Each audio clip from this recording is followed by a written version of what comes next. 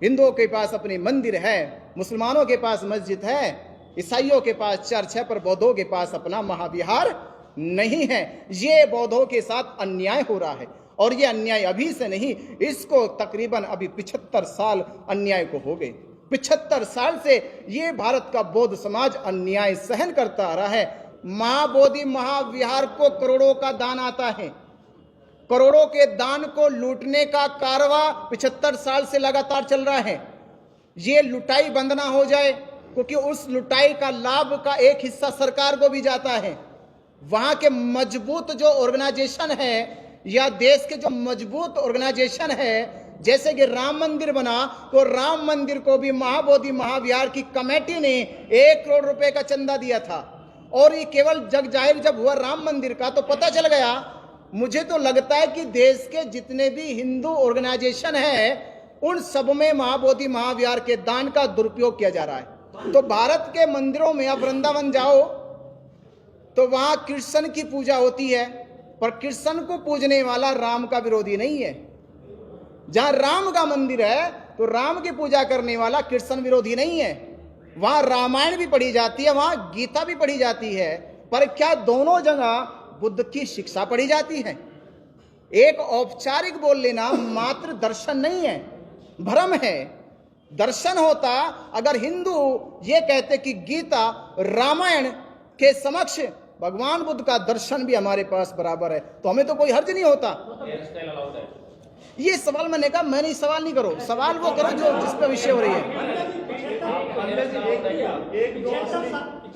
6 जुलाई 1949 को बिहार गवर्नमेंट में एक अधिनियम पास किया गया। उस अधिनियम की लड़ाई करीब करीब अभी जो वक्त हुआ वो 132 वर्ष हो गए। 132 वर्षों से लगातार धम्मपाल अनागारिक जी के नेतृत्व में वो लड़ाई शुरुआत की गई थी। पिछले बार ये आंदोलन हमारे देश में चला कि BTMC एक्ट को निरस्त किया जाए, और आंदोलन बोध गया से लेकर दिल्ली की सड़कों तक, दिल्ली तक पहुंचा, और उसका पूर्णतः समाधान नहीं निकला। बस एक प्रलोभन देकर उस आंदोलन को बंद कर दिया गया। अब यह आंदोलन दोबारा से देश भर की भावना का आंदोलन, जनभावना का एक आंदोलन बन गया है। इस जनभावना के आंदोलन को जन आंदोलन, बौद्धों का आंदोलन, पूरे भारत के भिक्षु लामा, पूरे बौद्ध समाज के आंदोलन में एक सहभागिता सुनिश्चित करने के लिए कि देश का कोई भी राज्य, कोई भी शहर या बौद्ध धर्म को मानने वाले, चाहे वो महायानी हो, थेरवादी हो, या किसी और भी यान से वो ताल्लुक रखते हो, उन सब की श्रद्धा का और उनके मान्यताओं का एकमात्र केंद्र है महाबोधि महाविहार बोध गया। महाबोधि महाविहार 1949 में जो अधिनियम बना, उस अधिनियम के तहत 9 लोगों की एक कमेटी बनाई गई। 9 लोगों की कमेटी बनाई गई। 9 लोगों की कमेटी में 4 लोग बौद्ध अनुयायी या बौद्ध भिक्षु हो गए, और 4 लोग हिंदू हो गए, और 9वें व्यक्ति सरकार में जो मजिस्ट्रेट होगा उस गया डिस्ट्रिक्ट का, वो उसका चेयरमैन होगा। उस समय तो जब ये एक्ट बनाया गया तो चेयरमैन का कंपलसरी रखा गया कि वो हिंदू होना चाहिए। पिछले आंदोलन में ये अमेंडमेंट किया गया कि वो हिंदू होना जरूरी नहीं है, पर बात केवल अमेंडमेंट करने की नहीं थी। ये ना तो अनागारिक धम्मपाल के समय थी, ना ये बात जो पीछे आंदोलन चलाया हमारे पूरे भारत के भिक्षु संघ ने और उपासकों ने, ये बात तो भी अमेंडमेंट की नहीं थी। ये बात थी कि महाबोधि महाविहार बौद्धों को मिलना चाहिए, जिस प्रकार यरूशलेम में जो पूरी दुनिया के ईसाइयों का एकमात्र केंद्र है, मुसलमानों का मक्का मदीना में एकमात्र केंद्र है, वैसे ही दुनिया के बौद्धों का एकमात्र केंद्र जो है वो बोध गया है। बोध गया बौद्धों के पास नहीं है, तो इसका अर्थ यह हुआ कि बौद्धों की अपनी कोई ताकत नहीं है, कोई वजूद नहीं है। जब हम जिस धर्म का पालन करते हैं, जिसके हम नियमों में बंद कर चलते हैं, हमारे पास अपना धार्मिक स्थल ही नहीं है जहां जाकर हम आज़ादी से वहाँ बुद्ध के समक्ष वंदन कर सके, वहाँ बुद्ध की बात कर सके। जाते तो है ये सोचकर कि हम महाबोधि महाविहार जा रहे हैं, पर वहाँ पर देखने को मिलता है कि वहाँ महाबोधि महाविहार की बगल में ही शिवलिंग है, गणेश जी की मूर्ति है, पंडित पुरोहित वहाँ पे पिंडदान श्राद्ध का हर वर्ष कार्यक्रम रखते हैं। तो ये बड़ा हमें दुख होता है, जबकि ऐसा किसी भी, ना तो गुरुद्वारे पे ऐसा होता है, ना मस्जिदों में होता, ना चर्चों में होता, और हमारे बुद्ध विहार पे ये ऐसा होता है। तो हमने अब ये कॉन्फ्रेंस इसलिए बुलाई गई है कि ये आंदोलन जो शुरुआत हुआ है, स्टार्ट हुआ है, ये आगे चलकर पिछले आंदोलन की तरह रुक ना जाए, ये जन आंदोलन बने और इस आंदोलन में देश भर के भिक्षुओं का, लामाओं का, बौद्ध उपासकों का नेतृत्व इसमें सुनिश्चित होना चाहिए। जो लोग इस आंदोलन को अपने कंधों पे लेना चाहते, रख कर चलना चाहते हैं, इसमें अपनी आहुति देना चाहते हैं, वो इस आंदोलन का हिस्सा बन जाए, जिसमें उनकी मांग यही प्रथम मांग रहेगी कि हमें बीटीएमसी एक्ट 1949 को पूर्ण रूप से निरस्त कर दिया जाए। कोई अमेंडमेंट नहीं, कोई सुधारी की गुंजाइश नहीं, कोई और प्रलोभन नहीं, बस एक ही बात है। इस आंदोलन का पूरा एक ही उद्देश्य है कि महाबोधि महाविहार को, उसके नियंत्रण को, जो अभी तक अधिनियम बना के चलाया जा रहा था, वो अधिनियम पूरी तरह से निरस्त हो जाए। निरस्त कैसे होगा? आंदोलन की पहली प्रक्रिया धरने से शुरू हुई है। पहला, हमने सरकार पे एक अपनी बात को पहुंचाने के लिए धरना प्रदर्शन, जिसको आज 23 दिन हो गए हैं, 23 दिन का धरना प्रदर्शन जो बोध गया में चल रहा है, 17 दिन वो धरना प्रदर्शन महाबोधि महाविहार के सामने जो एक बाउंड्री वॉल थी, उस बाउंड्री वॉल में चल रहा था। सरकार को जब लगने लगा कि ये आंदोलन अब रुकने वाला नहीं है, ये बढ़ता ही जा रहा है, इसका रूप और बढ़ता ही जा रहा, मजबूत होता जा रहा है, तो उन्होंने रात के 1 बजे बौद्ध भिक्षुओं को डराकर, धमकाकर, भ्रम फैलाकर कि आप लोग बीमार हैं, आपको इन्फेक्शन हो गया है, इस बहाने से उनको हॉस्पिटल ले जाया गया और हॉस्पिटल ले जाकर उन्हें वहाँ पूरा रात, पूरा दिन वहाँ पे रखा। अगले दिन, उस समय तक हम वहीं थे, मैं करीब धरना प्रदर्शन में 5 दिन बिता कर आया, और 5 दिन बीतने के बाद जो एहसास हुआ कि ये आंदोलन आगे कमजोर ना पड़े, तो हमें पूरे अखिल भारतीय भिक्षु संघ, अन्य उपासक संघों का, या देश के सभी जितने भी अलग अलग हमारे संगठन हैं जो बौद्ध धर्म का प्रचार प्रसार करते हैं, उन सबकी भागीदारी इसमें सुनिश्चित हो जाए, जिससे कि ये आंदोलन जन आंदोलन बन जाएगा। फिर हम ये नहीं कह सकते कि ये आंदोलन किसी विशेष संगठन का है, ये आंदोलन किसी विशेष व्यक्ति का है।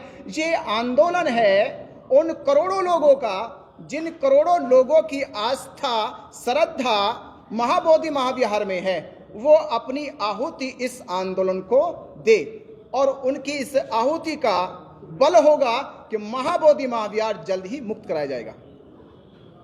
तो इस उद्देश्य को लेकर आपको बुलाया गया। अब इसकी प्रक्रिया, पहला धरना, दूसरा हमने घोषणा करी थी वहीं से, बोध गया से कि हम अब इसको दूसरे चरण की ओर ले जाने की कोशिश कर रहे हैं। दूसरा चरण का मतलब है कि हम 1 अप्रैल से पूरे भारत में, आप मीडिया के माध्यम से भी कह रहे हैं कि पूरे भारत में से जो लोग चाहते हैं कि महाबोधि महाविहार मुक्त होना चाहिए, जिस प्रकार हिंदुओं ने एड़ी से लेके चोटी तक की जान लगाई, हर एक तरह के माध्यमों अपनाए उन्होंने, और उन्होंने वो मंदिर बना लिया जहां कोई अवशेष भी नहीं था। हमारा तो पूरा जिंदा खड़ा है, पूरी इमारत है, और इमारत जिंदा में हम प्रवेश नहीं कर पा रहे। तो दूसरा चरण है कि हमने 1 अप्रैल से पूरे भारत में ये आह्वान किया बोध गया से, और यहाँ आपके मीडिया के माध्यम से भी कर रहे हैं कि पूरे देश के लोग 1 अप्रैल से पद यात्राएं, बाइक यात्राएं, कार यात्राएं, जो भी साधन है, उस साधनों से वो बोध गया में बुद्ध पूर्णिमा, जो पूरी दुनिया के लिए सबसे पवित्र पर्व है। बुद्ध पूर्णिमा इसलिए मनाई जाती है, सबसे 3 तारीखों में 1 तारीख विशेष है। बैसाख पूर्णिमा की 3 तारीखें हैं, सिद्धार्थ का जन्म, सिद्धार्थ को संबोधि, और बुद्ध का महापरिनिर्वाण। पर इन 3 तारीखों में जो विशेष तारीख है वो है संबोधि। अगर संबोधि ना होती तो जन्म भी याद ना करते और ना ही उनका महापरिनिर्वाण याद किया जाता। तो विशेष तारीख है संबोधि, और संबोधि का स्थान है बोध गया। संबोधि का स्थान है बोध गया। तो देश भर के बौद्धों को, पूरे भिक्खु संघ को इस बार की बुद्ध पूर्णिमा मानव तथागत बुद्ध को समर्पित कर दे, तथागत बुद्ध को समर्पित कर दे कि इस बार की बुद्ध पूर्णिमा पूरा देश, पूरा बौद्ध समाज, पूरा भिक्खु संघ इस बार की बुद्ध पूर्णिमा बोध गया में मनाए। ये संकल्प अगर हमने ले लिया और ये शुरुआत हो गई, क्योंकि आंदोलन तब मजबूत होता है जब उसका दबाव सरकार पे पब्लिक बन जाए। तो पब्लिक के दबाव कैसे बनेगा? जब आप एक जगह सेंट्रलाइज हो जाए। एक दिन चुन लिया बुद्ध पूर्णिमा, तो बुद्ध पूर्णिमा पर देश भर से लाखों लोग पहुंच जाएंगे। उस दिन बिहार सरकार के मुख्यमंत्री जी, राज्यपाल जी वहीं रहते हैं।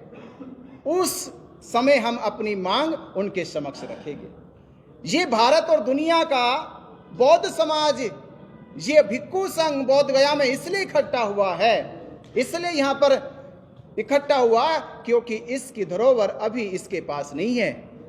हिंदुओं के पास अपने मंदिर है, मुसलमानों के पास मस्जिद है, ईसाइयों के पास चर्च है, पर बौद्धों के पास अपना महाविहार नहीं है। ये बौद्धों के साथ अन्याय हो रहा है, और ये अन्याय अभी से नहीं, इसको तकरीबन अभी 75 साल अन्याय को हो गए। 75 साल से ये भारत का बौद्ध समाज अन्याय सहन करता आ रहा है। पर क्या हम इस भारत को किस तरह से कहें कि भारत में अब संविधान लागू होने के बाद भी क्या सरकारों ने सभी धार्मिक मान्यताओं में समानता का रवैया अपनाया? अगर ये समानता का रवैया अपनाया गया होता तो भारत के बौद्ध समाज के लोग यहाँ इकट्ठा नहीं होते। ये हमारी दूसरी प्रक्रिया। तीसरी प्रक्रिया में यही कि जब यात्रा चलेगी तो वो एक जन समूह में परिवर्तित हो जाएगी। यानी यात्राओं का असर होगा कि सरकारों में हर डिस्ट्रिक्ट में जब यात्राएं निकलेगी तो उनको ज्ञापन जाएगा। हर डीएम मजिस्ट्रेट ज्ञापन को राष्ट्रपति भवन भेजे, मुख्यमंत्री के दफ्तर भेजे, राज्यपाल के दफ्तर भेजे। तो दफ्तरों में जब आपके मांग के पेपर इकट्ठा हो जाएंगे और वो मांग कह रहे कि अगर या तो इन पेपरों की सुन के मान लीजिए, नहीं तो हम इकट्ठा होने जा रहे हैं। तो ये मुहिम इस प्रकार चलाने के लिए हमें भारत भर के भिक्षुओं का साथ चाहिए, भारत भर के बौद्धों का साथ चाहिए, क्योंकि ये आंदोलन पूरे देश का आंदोलन है। इसमें कोई भी रजिस्टर्ड संगठन इस आंदोलन का नेतृत्व ना करे, बल्कि महाबोधि महाविहार को मुक्त कराने के लिए भारत भर के जितने भी लोग इस आंदोलन में आकर अपना आंदोलन के रूप में काम करना चाहते हैं, वो अपना प्रतिनिधित्व सुनिश्चित करे और वो टीम बनकर इस आंदोलन को मुक्ति की ओर लेके जाए। तो ये विषय हमने आपके बीच में रखा। इससे संबंधित कोई अब आपके सवाल हो तो पूछ सकते हैं। भंते जी, इस आंदोलन को भारत का कौन सा भिक्षु संघ नेतृत्व कर रहा है? मैंने उसी सवाल का उत्तर दिया है कि अभी नेतृत्व जो है वो पारदर्शी नहीं है। अभी बस जनभावना जुड़ी है, सोशल मीडिया के माध्यम से जनभावना जुड़ी है कि महाबोधि महाविहार मुक्त होना चाहिए, पर मुक्ति के लिए नेतृत्व क्लियर नहीं हुआ। अगर भारत सरकार ये निर्णय लेती है कि महाबोधि विहार को जय मुक्त कर दिया जाए तो किसको दिया जाए, इसके लिए क्या योजना बनाई है? महाबोधि महाविहार जिस प्रकार अन्य धार्मिक संस्थाएं अपने धार्मिक स्थलों के आंदोलन चलाती आई और जिन्होंने उन स्थलों को बचाने के लिए अपना जीवन उस आंदोलन को समर्पित कर दिया, वो आंदोलनकारी जो समाज के समर्थन से चुनकर आए हैं, क्योंकि आंदोलन एक दिन में जीता नहीं जाएगा। आंदोलन को जीतने के लिए महीनों भी लग सकते हैं, वर्षों भी लग सकते हैं। तो जो वर्षों तक टिका रहेगा, जो पूरा नेतृत्व टिका रहेगा, उस नेतृत्व के समक्ष वो बात सरकार रखेगी, क्योंकि नेतृत्व एक दिन में नहीं बना, उसे महीनों वर्षों लगे उस आंदोलन को चलाते चलाते। हिंदुओं ने भी अपनी आस्था बना लिया है गौतम बुद्ध को, तो उसका तो क्या किया जाएगा? अगर हिंदुओं ने बुद्ध को अपनी आस्था बना लिया है तो आस्था का अर्थ है जुड़ाव। जैसे आप भारत के मंदिरों में जाओ तो भारत के मंदिरों में आप वृंदावन जाओ तो वहां कृष्ण की पूजा होती है, पर कृष्ण को पूजने वाला राम का विरोधी नहीं है। जहां राम का मंदिर है तो राम की पूजा करने वाला कृष्ण विरोधी नहीं है। वहां रामायण भी पढ़ी जाती है, वहां गीता भी पढ़ी जाती है, पर क्या दोनों जगह बुद्ध की शिक्षा पढ़ी जाती है? एक औपचारिक बोल लेना मात्र दर्शन नहीं है, भ्रम है। दर्शन होता अगर हिंदू ये कहते कि गीता रामायण के समक्ष भगवान बुद्ध का दर्शन भी हमारे पास बराबर है, तो हमें तो कोई हर्ज नहीं होता। तो विष्णु के अवतार बताते हैं ना, तो औपचारिक बताते, ये भ्रम है। मैंने इसलिए उदाहरण तौर पे कहा कि दोनों लोग गीता का भी सम्मान करते हैं, रामायण का भी सम्मान करते हैं, पर बुद्ध दर्शन का तो नहीं करते। अंते जी, अभी कोई भारत में कोई भिक्षु संघ है क्या अभी जो प्रमाणित हो और आधिकारिक हो, जिसके हाथ में ये शक्ति हो कि वो भिक्षुओं को देख सके, उनके आचरण ले सके, विनय को लागू कर सके? क्या ऐसा कोई भिक्षु संघ है अभी? देखिए, इस पे मैं अभी कुछ नहीं कहूंगा, क्योंकि ये जो कॉन्फ्रेंस है, अब भिक्षु प्रमाणित है या नहीं है, संघ प्रमाणित है या नहीं है, अभी सवाल ये है कि प्रमाणित होगा या नहीं होगा। अभी सवाल है महाबोधि महाविहार मुक्त कैसे होगा। बिना योजना के उस विहार को जो है कौन अडॉप्ट करेगा, कैसे करेगा? भारत जब आजादी मिली थी उससे पहले भारत का संविधान लाने की बात कही गई थी। बिना भारत का संविधान यानी कि भारत के लोग भारत को कैसे चलाएंगे, इसको स्पष्ट किए बिना भारत को किसको सौंपा जाए, ये निश्चित नहीं सकता था। इसी प्रकार से महाबोधि विहार की जो संचालन समिति नहीं पता लगेगी कौन संचालन करेगा, और बौद्ध कैसे निश्चित होंगे कि कौन बौद्ध है और कौन असली बौद्ध भिक्षु है, कौन नकली बौद्ध भिक्षु है, तो ये कैसे डिसाइड होगा कि किसको दे रहे हैं? और अगर दिया और बाद में अगर नकली बौद्ध भिक्षु आकर वहां पे शामिल हो गए तो उनके हाथ फिर चला जाएगा, फिर एक आंदोलन होगा। नहीं, आपकी बात सहमत हूँ और मुझे लगता है कि मैं इसी पे विषय पे बात कर रहा हूँ और ये उत्तर मैं दे चुका हूँ कि नेतृत्व एक दिन में वेरीफाइड नहीं होगा कि किसको देना है। क्या अभी हम कॉन्फ्रेंस कर रहे तो कल क्या सरकार के गिल हो जाओ? ये एक दिन का विषय वेरीफाइड करने का नहीं है। मैंने क्या कहा, जो इस आंदोलन में आप देखोगे महीनों भर में कि कौन भिक्षु आचरण युक्त होकर सीलों का पालन करते हुए इस आंदोलन को मजबूत कर रहा है, वो एक दिन तो नहीं है, महीनों लगेंगे, महीनों परीक्षा लोगे, सालों परीक्षा लोगे, और सालों के बाद भी अगर ये जांच नहीं कर पाए कि ये भिक्षु अच्छा है या बुरा है तो फिर हमारी दृष्टि खराब है। सबको सवाल करने दो। भारत के बौद्ध जो हैं ये कैसे पता लगाएं कि वो दान जो जिसको दे रहे हैं वो संस्था सही है? नहीं, मैं इस पर डिबेट, इस पर चर्चा ना करूं। नहीं, ये नहीं, ये महाबोधि पे करो चर्चा। आनंद कह रहे हैं कि ये जो लोग बाहर बैठे हैं हाय उल्लाह कर रहे हैं, ये कुल मिलाकर सोशल मीडिया पर गलत अफवाह फैला रहे हैं और ऐसा कुछ नहीं। तो उनसे मीडिया को पूछना चाहिए था।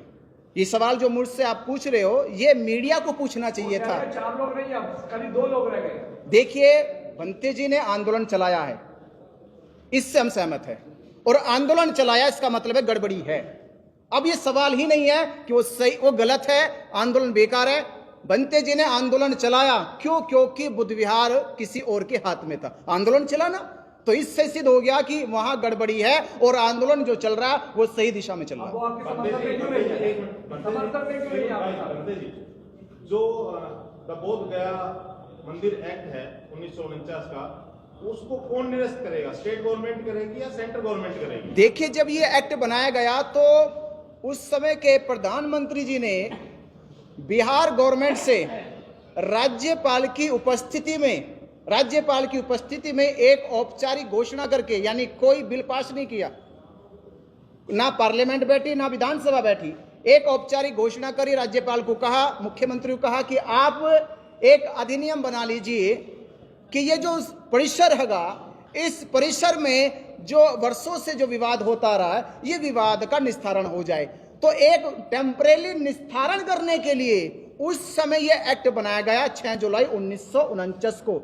तो इसको इस एक्ट को निरस्त करने का पूर्णतः अधिकार बिहार गवर्नमेंट को है। भी तो बिहार गवर्नमेंट चाहे इसको एक दिन पर्चे पर निरस्त कर सकती है। यानी कि बिहार गवर्नमेंट पे आप प्रेशर बना रहे हैं? बिल्कुल, बिहार गवर्नमेंट पर प्रेशर है ये। तो उसमें भारत सरकार से क्या चाहेंगे? भारत उसमें हस्तक्षेप कर सकते? हाँ बिल्कुल, भारत सरकार से चाहेंगे कि भारत सरकार का हिस्सा है वहां, तो भारत सरकार का हिस्सा है तो अपने हिस्से को सुरक्षित रखने के लिए वो बिहार गवर्नमेंट से बात करे। और जो लाखों बौद्ध का जो आस्था का मंदिर है, और माननीय प्रधानमंत्री जो कहते हैं कि भारत की धरती जो है वो बुद्ध के दर्शन से फलती फूलती आई है, और भारत ने दुनिया को युद्ध की जगह बुद्ध दिया है। और वहीं उत्तर प्रदेश के मुख्यमंत्री योगी आदित्यनाथ जी भी अभी महाकुंभ में घोषणा करते हैं कि जब तक भारत रहेगा तब तक बुद्ध रहेंगे, पर बुद्ध का संबोधि स्थल तो छीन लिया गया। तो केंद्र सरकार पे यही हमारा एक बौद्ध भिक्षु को कौन सा हेयर स्टाइल अलाउड है?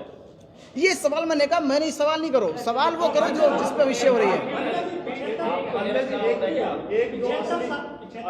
75 साल से एंक्रोचमेंट थे हिंदुओं का महाबिहार पर, तो क्या बौद्ध कमजोर हुए हैं देश में या हिंदू मजबूत हुए हैं जो कब्जा कर लेगा आपकी विरासत पर? अरे यार, आजादी से पहले देखिए, भारत वर्षों का मतलब है जब तथागत बुद्ध का महापरिनिर्वाण हो गया और भारत में 7वीं 8वीं सदी में पाल साम्राज्य का पतन हो चुका था, तो तकरीबन अब अगर हम बात करें तो 1200 वर्षों से लगातार उसी कम्युनिटी का भारत पे एक प्रतिनिधित्व चल रहा है, जिसका इंटरफेयर भारत की हर एक संस्थाओं में है। क्या चंदे का भी कुछ मामला हो सकता है? देश से चंदा मिलता है तो अंतर्राष्ट्रीय मुद्राएं वहां पे आती हैं, बिहार सरकार थोड़ा इस वजह से उसको नहीं छोड़ना चाहती। बिल्कुल, ये सत्य है, चंदा आता है। ये सत्य है कि भारत से नहीं पूरे विश्व से महाबोधि महाविहार को करोड़ों का दान आता है। करोड़ों के दान को लूटने का कारवा 75 साल से लगातार चल रहा है। ये लुटाई बंद ना हो जाए, क्योंकि उस लुटाई का लाभ का एक हिस्सा सरकार को भी जाता है। वहां के मजबूत जो ऑर्गेनाइजेशन है या देश के जो मजबूत ऑर्गेनाइजेशन है, जैसे कि राम मंदिर बना तो राम मंदिर को भी महाबोधि महाविहार की कमेटी ने 1 करोड़ रुपए का चंदा दिया था। और ये केवल जग जाहिर जब हुआ राम मंदिर का तो पता चल गया। मुझे तो लगता है कि देश के जितने भी हिंदू ऑर्गेनाइजेशन है उन सब में महाबोधि महाविहार के दान का दुरुपयोग किया जा रहा है। तो आपके 4 इसलिए उस कोई भी संगठन नहीं चाहता कि महाबोधि महाविहार मुक्त हो। 4 मेंबर तो आपके भी है ना, उसका वो क्यों नहीं बताते फिर आप? देखिए, मेंबर होना, पदाधिकारी होना और चेयरमैन होना, मेंबर का मतलब होता है बस बैठे रहना, खड़े होने के लिए भी परमिशन लेनी होगी। मेंबरों की कोई भागीदारी नहीं है, कोई चुनाव नहीं है, कोई सलाह नहीं है, कोई मशवरा नहीं है। तो डीएम ही कर रहे हैं सब कुछ वहां डीएम के हाथ में है। तो सर, हिंदू राष्ट्र में क्या ये है, आपको सफलता मिलेगी? बिल्कुल, देखिए, हिंदू राष्ट्र छोड़िए, हिंदू राष्ट्र नहीं कहिए, अभी भारत लोकतांत्रिक देश है और नहीं, हिंदू राष्ट्र नहीं है भारत। नहीं, आप ये कह रहे हैं कि हिंदू राष्ट्र में सफलता मिलेगी, तो हिंदू राष्ट्र है नहीं, तो ये बात कहां से आप कर रहे हैं? और प्लान चल रहा सर, बनाने का कोशिश हो रही है पूरी। देखिए, प्लान पे आप क्यों प्रचार कर रहे हो?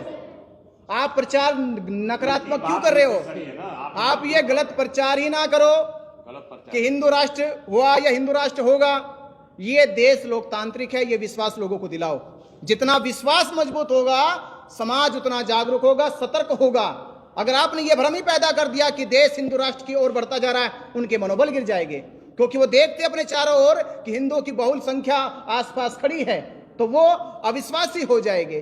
तो विश्वास की ताकत उसके अंदर भरो। और मैं कहूंगा इस लोकतांत्रिक देश में हमें ये ताकत है। संविधान के अनुच्छेद 25 और 26 का जो उल्लंघन 75 सालों से हो रहा था, आप जो कह रहे कैसे बदलेगा, संविधान लागू हुआ 26 जनवरी 1950 में, एक्ट बनाइए 6 जुलाई 1949 को।